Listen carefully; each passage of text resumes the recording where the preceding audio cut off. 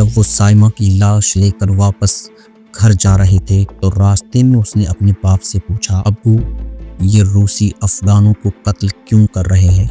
ہم افغان اللہ اور اس کے رسول کا نام لیتے ہیں اور یہی ہمارا جرم ہے۔ علی کے باپ نے جواب دیا۔ علی نے پھر پوچھا، کیا ابو یہ روسی اللہ اور اس کے رسول صلی اللہ علیہ وسلم کی کیوں دشمن ہے؟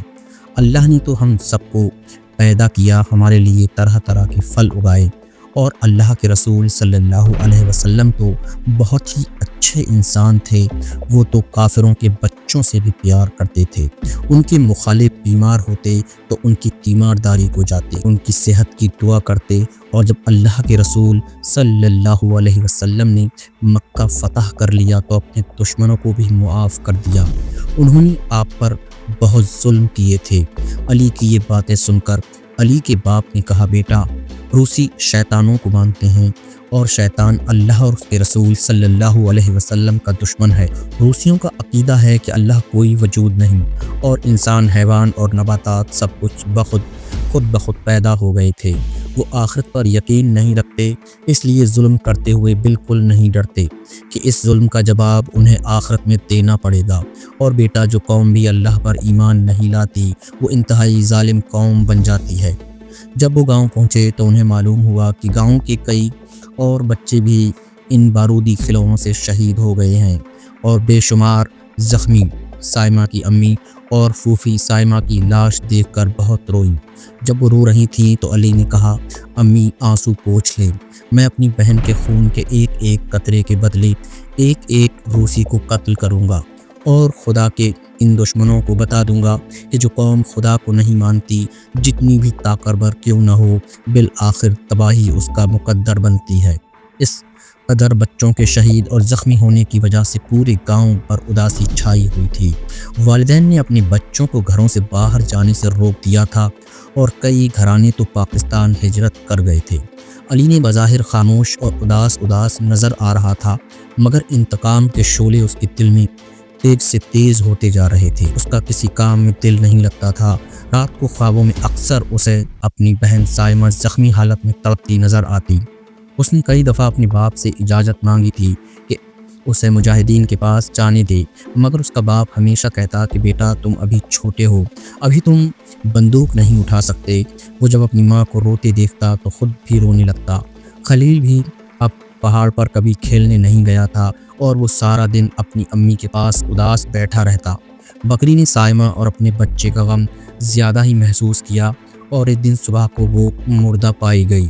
ایک دن صبح کے وقت وہ سب گھر کے صحن میں بیٹھے ناشتہ کر رہے تھے کہ انہیں جہاز کی آواز سنائی دی، اور پھر انہوں نے بم گرنے اور دھماکوں کی آوازیں سنی۔ ابھی وہ محفوظ جگہ جا کر چھپے سوچ ہی رہے تھے کہ ایک بم ان کے گھر پر گرا، اور بم کے پھٹتے ہی علی کی امی اور پھوپھی فوراً شہید ہو گئیں۔ علی اور اس کا باپ بھی زخمی ہو گئے۔ مکان کا بہت زیادہ حصہ گر چکا تھا۔ علی کے زخم تو معمولی تھے مگر اس کے باپ کو گہرے زخم آئے تھے۔ علی کے باپ نے علی سے کہا، بیٹا تم نے کئی دفعہ مجھ سے مجاہدین کے پاس جانے کی اجازت مانگی تھی، اب وقت آ گیا ہے کہ میں تمہیں اجازت دے دوں۔ خلیل کو ساتھ لے کر فوراً یہاں سے روانہ ہو جاؤ۔ علی نے باپ کے جسم سے بہتا ہوا خون دیکھا تو اس نے کہا، ابو آپ بہت زخمی ہیں، آپ کو چھوڑ کر نہیں جا سکتا۔ علی کے باپ نے کہا، علی تم میری فکر نہ کرو، میں زندہ بچ گیا تو میں بھی تمہارے پاس چلا آؤں گا۔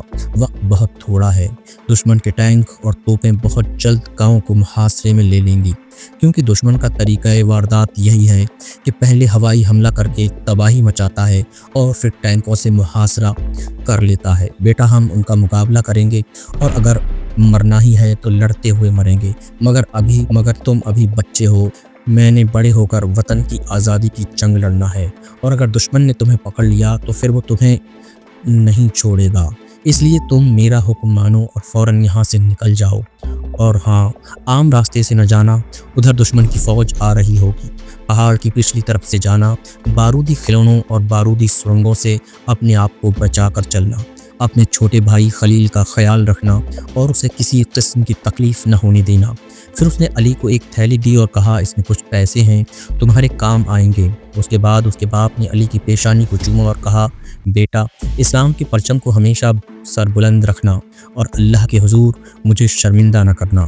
خدا کرے صف افغان بچے افغانستان کا پرچم بلند کریں، ہماری فکر نہ کرنا، ہم دشمن کا آخری دم تک مقابلہ کریں گے۔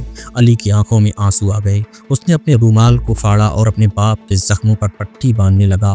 پٹی باندھنے کے بعد اٹھا، اپنی شہید ماں اور پھوپھی کو دیکھا، آنکھوں میں آنسو اور دل میں انتقام کے شعلوں کے ساتھ پچھلی طرف سے گھر سے باہر نکل گیا۔ چھپتا ہوا وہ خلیل کو ساتھ لیے پہاڑ کی چوٹی پر پہنچ گیا۔ یہاں اسے ہوائی حملے کے علاوہ کسی چیز کا خطرہ نہ تھا۔ وہ دونوں ایک جھاڑی میں چھپ گئے اور اپنے مکانوں کو حسرت بھری نگاہوں سے دیکھنے لگے۔ کچھ گھروں سے دھواں اٹھ رہا تھا، گاؤں کا زیادہ تر حصہ ملبے کا ڈھیر بن چکا تھا۔ انہوں نے کئی عورتوں اور بچوں کو گاؤں سے نکلتے دیکھا جو محفوظ پناہ گاہوں کی تلاش میں گاؤں سے ہجرت کر کے جا رہے تھے۔ ابھی تھوڑا ہی وقت گزرا تھا کہ انہوں نے دشمن کی گاڑیاں گاؤں کی طرف آتے دیکھی۔ دیکھتے ہی دیکھتے دشمن نے گاؤں کو محاصرے میں لے لیا۔ پھر توپوں سے گاؤں پر گولے برسائے جانے لگے۔ جب دشمن کو یقین ہو گیا کہ ان کا مقابلہ کرنے کے لیے گاؤں میں کوئی زندہ نہیں بچا تو دشمن کے فوجی ٹینکوں اور بختر بند گاڑیوں سے باہر نکل آئے۔ کلاش کوفوں سے مسلح وہ گاؤں کی طرف بڑھنے لگے۔ یکلق سامنے سے گولیاں برسنے لگیں اور دیکھتے ہی دیکھتے دشمن کے 20 فوجیوں کی لاشیں زمین پر تڑپنے لگیں۔ دشمن ہوشیار ہو گیا اور ایک بار پھر توپوں سے گولہ باری شروع کر دی اور دشمن کے فوجی چھپ چھپ کر آگے بڑھنے لگے۔ علی کو بہت افسوس ہو رہا تھا کہ اس کے پاس کوئی ہتھیار نہیں، ورنہ وہ یہاں سے کئی فوجیوں کو گولی کا نشانہ بنا سکتا تھا۔ جب دشمن کی لاش زمین پر گری تو اسے بہت خوشی ہوئی۔ پھر اچانک گاؤں کی طرف سے گولیاں چلنا بند ہو گئیں اور اس نے دیکھا کہ دشمن کے فوجی گاؤں میں داخل ہو گئے ہیں۔ تھوڑی دیر بعد اس نے دیکھا کہ کئی عورتوں، مردوں اور بچوں کو دشمن کے فوجی گاؤں سے باہر کھلے میدان میں لے آئے۔ پھر سب کو انہوں نے گولیوں سے شہید کر ڈالا، گاؤں کو آگ لگا دی۔ علی کا دل تڑپ اٹھا اور خلیل یہ سب کچھ دیکھ کر بہت ہی زیادہ سہم گیا۔ علی کو اب یقین ہو گیا کہ اس کا باپ بھی شہید ہو گیا ہے۔ وہ روتے ہوئے دل کے ساتھ اٹھا اور خلیل کو ساتھ لیے پہاڑ کی دوسری طرف نیچے اتر گیا۔ وہ دونوں مسلسل شام تک چلتے رہے اور رات کو ایک محفوظ جگہ ڈھونڈ کر آرام کے لیے لیٹ گئے۔ دونوں بہت خوفزدہ تھے، اتنی کم عمری میں اتنا خوفناک سفر کبھی سوچا بھی نہ تھا۔ نہ دشمن کے ٹھکانوں کا علم اور نہ اپنے دوستوں کا پتہ کہ کہاں ملیں گے۔ سارا دن سفر کر کے تھکے ہوئے تھے، اس لیے جلد ہی نیند آ گئی۔ رات بھر علی ڈراؤنے خواب دیکھتا رہا۔ دونوں صبح اٹھے اور پھر چل پڑے۔ وہ ایک ایک قدم محتاط ہو کر اٹھا رہے تھے۔ اگر کہیں دور سے بھی کوئی انسان نظر آ جاتا تو وہ راستہ بدل لیتے کہ کہیں یہ دشمن کے سپاہی نہ ہوں۔ ایک جگہ انہیں پانی کا چشمہ نظر آیا تو وہاں بیٹھ کر انہوں نے گھر سے نانوں کے جو خشک ٹکڑے لیے تھے وہ پانی میں بھگو کر کھائے، پانی پیا اور پھر چل پڑے۔ خلیل جہاں تک جاتا علی اسے اپنے کندھوں پر اٹھا لیتا اور اگر دشمن کا جہاز نظر آ جاتا تو فوراً کسی جھاڑی کے نیچے یا پھر پتھروں کی اوٹ میں چھپ جاتے۔ اسی طرح مسلسل وہ 3 دن تک سفر کرتے رہے۔ دونوں کے پاؤں میں چھالے پڑ چکے تھے، ان سے چلا نہیں جا رہا تھا، ان کے پاس کھانے پینے کا سامان بھی ختم ہو چکا تھا۔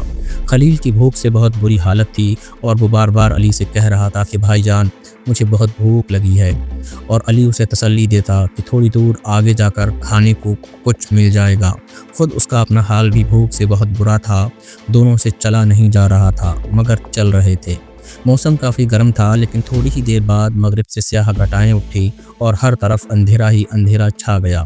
بجلی چمک رہی تھی اور اس کی کڑک سے پہاڑ لرز رہے تھے۔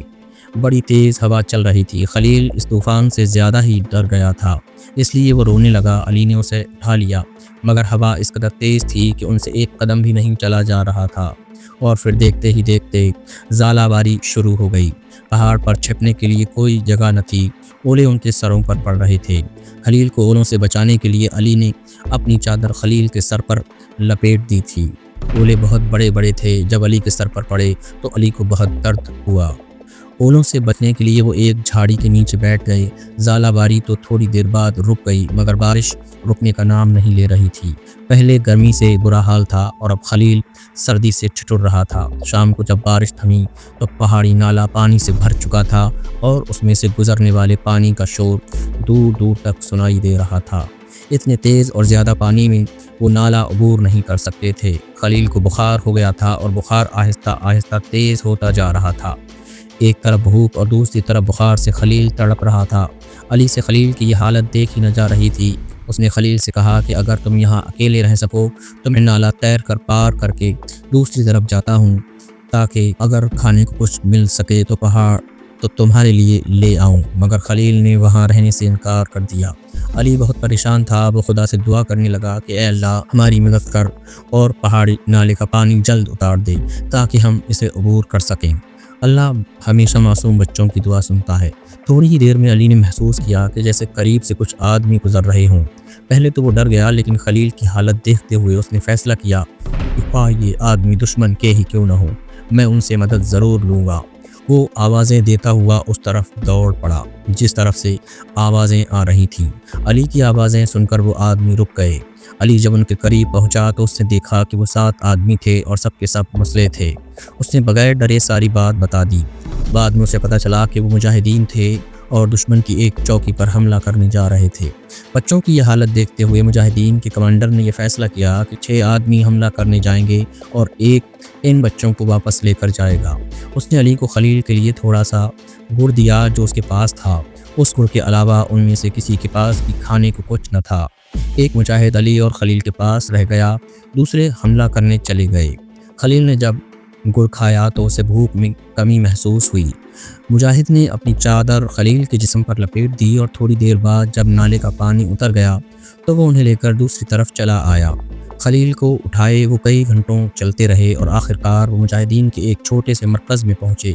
یہ مرکز ایک پہاڑی کے اندر واقع تھا اور غار نما تھا۔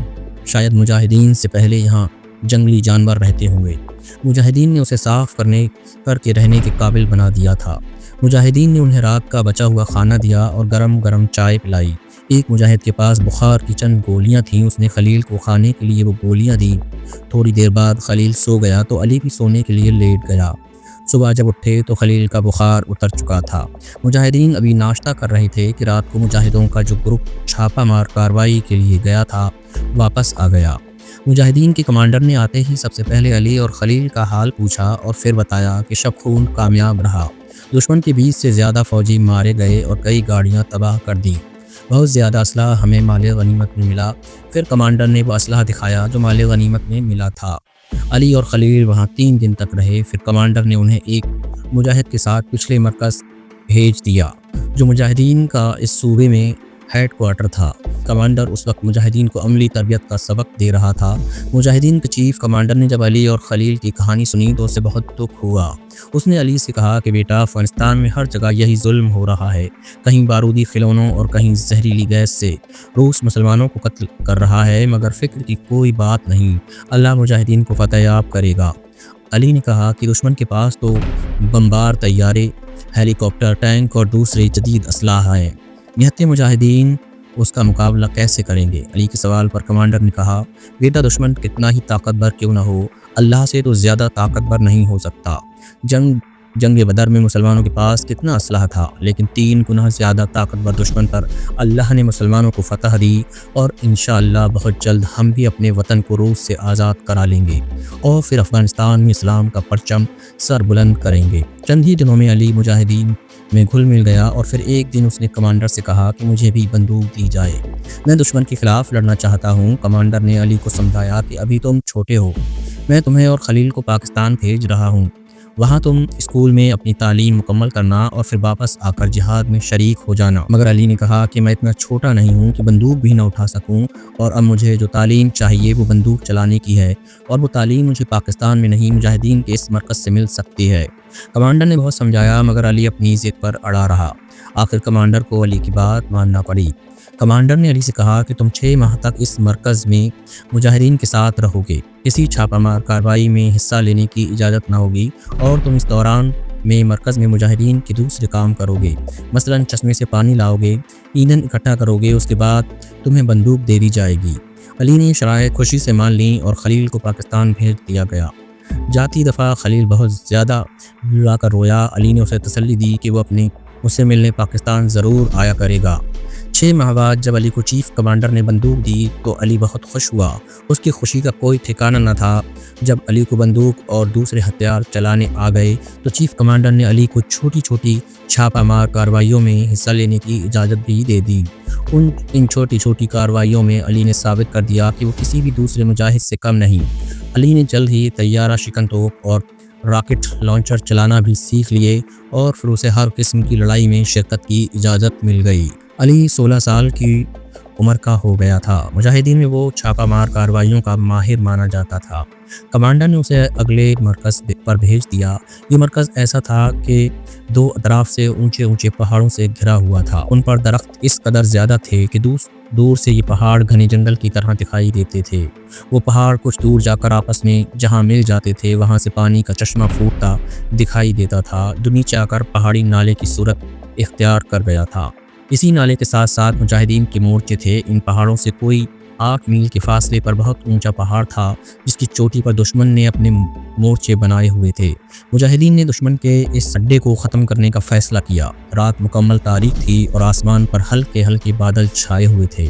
20 मुजाहिदीन जिनमें अली भी शामिल था उस पहाड़ की तरफ दुश्मन के मोर्चों पर शब खून मारने निकल खड़े हुए। आहिस्ता आहिस्ता वो मोर्चों के करीब पहुँच गए।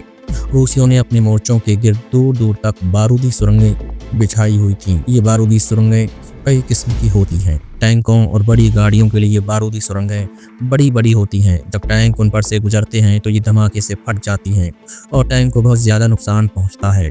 दूसरी सुरंगें इंसानों का पैदल हमला रोकने के लिए बिछाई जाती हैं। ये छोटी होती हैं। जब किसी इंसान का पाँव उन सुरंगों पर पड़ता है तो दबाव से ये सुरंगें भी ज़बरदस्त धमाके से साथ फट जाती हैं। इन सुरंगों से इंसान या तो मौका पर ही हलाक हो जाता है या फिर उसकी टांगें ज़ाय हो जाती हैं।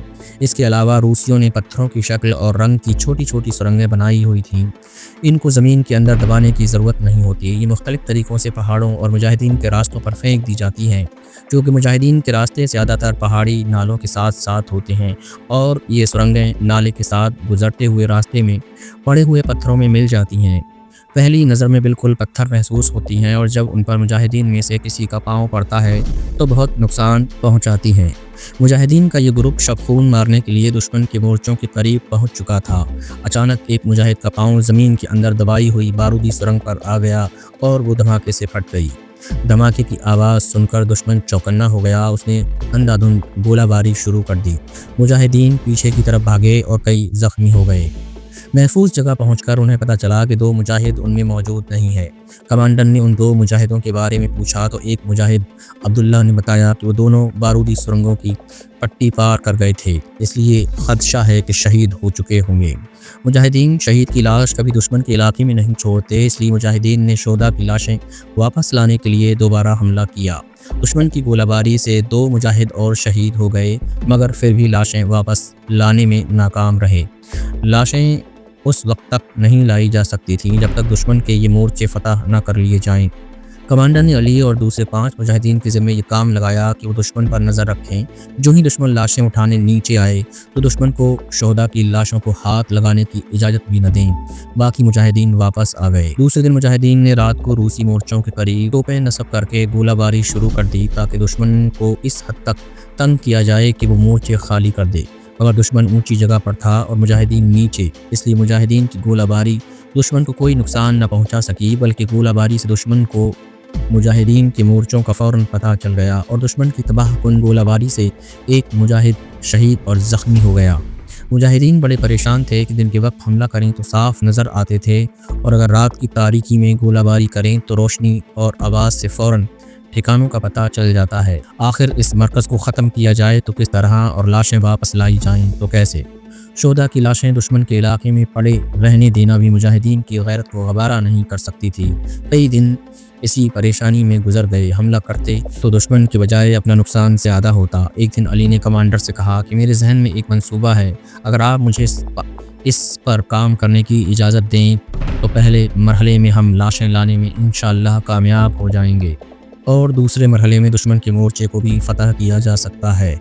कमांडर ने अली से इस मंसूबे की तफसीलात पूछी तो अली ने मंसूबे की मोटी मोटी बातें कमांडर को बताने के बाद कहा कि बकिया बातें तजुर्बा कामयाब होने के बाद बताई जाएंगी और आपके अलावा किसी दूसरे फ़र्द को इस मंसूबे की तफसील کا علم بھی نہیں ہونا چاہیے، کیا معلوم ہم میں کوئی دشمن کا جاسوس بھی ہو۔ کمانڈر نے علی کے منصوبے سے اتفاق کرتے ہوئے علی کو یہ تجربہ کرنے کی اجازت دے دی۔ علی نے اپنے اس آپریشن کا نام روس کے عظیم مجاہد اور دنیائے اسلام کے پہلے غوریلے کمانڈر امام شامل کے نام پر شامل آپریشن رکھا اور آپریشن کی تیاریاں شروع کر دیں۔ جب آپریشن کی تیاریاں مکمل ہو گئیں تو علی نے کمانڈر سے 5 مجاہد اپنی مدد کے لیے مانگے، جو اسے دے دیے گئے۔ غروب آفتاب کے بعد تاریکی چھاتے ہی وہ 5 مجاہدوں کے ساتھ اپنے سفر پر روانہ ہوا۔ اس کے پاس اسلحہ کے طور پر 12 عدد چھوٹے چھوٹے زمین سے زمین پر مار کرنے والی میزائل تھے۔ مجاہدین کو راکٹ میزائل کہتے تھے، انہیں راکٹ بم بھی کہا جاتا تھا۔ اس کے علاوہ 6 عدد ٹین کے خالی ڈبے تھے اور کچھ دوسرا چھوٹا چھوٹا سامان تھا۔ کسی مجاہد کی سمجھ میں نہیں آ رہا تھا کہ ان 3 کے خالی ڈبوں سے علی کس طرح لاشیں واپس لانے میں کامیاب ہوگا، لیکن علی اپنے منصوبے کے بارے میں پر امید تھا۔